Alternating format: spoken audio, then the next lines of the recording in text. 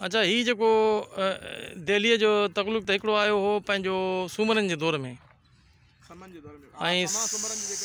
ऐं पोइ worry he उन जे दौर जूं क़बरूं आहिनि।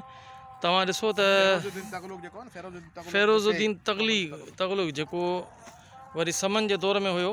ऐं तव्हां ॾिसो त ही फोटोग्राफी ॾिसो, हिन में फ़ोटो बि छपियल आहिनि माण्हुनि जा। ऐं क़बरुनि ते ही घोड़े ते तमामु वॾो हिकिड़ो जंगजू वञी रहियो आहे। हुन जॻहियूं वरी जेको सपोर्टर हूंदा आहिनि, हिकु ॿ सिपाही, ही हुन जो सिपाही वञी रहियो आहे। ऐं ही जंगजू जेको सरदार आहे या जंगजू हुननि जो लीडर आहे सिपाहियुनि जो, उहो वञी रहियो आहे। हुनजी क़बर आहे। पर हिन क़बरनि ते जेके कतबा लॻल हूंदा आहिनि, मां ॾिठो आहे त तक़रीबन कंहिं बि क़बर जो कतबो जेको आहे उहो नज़र कोन थो अचे, या ख़तमु थी वियो आहे, या छो त हीअ तक़रीबन हिनखे 300-400 साल 500 साल थी चुका आहिनि क़बरुनि खे। हीअ 1520 या उनखां जेको आहे थोरो अॻु जूं ही क़बरूं हुयूं।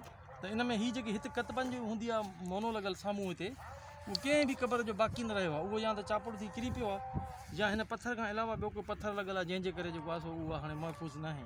बाक़ी इन साॻे पथर ते जेका चिटसाली कई वई आहे, जीअं तव्हांखे ॾेखारियो मां ही पंहिंजो घोड़े जी तस्वीर, या ही चिटसाली थियल आहे गुलनि जी, त ही तव्हां ॾिसो त इहे साॻियो दौरु तव्हांखे नज़र ईंदो जेको कलड़नि जो दौरु।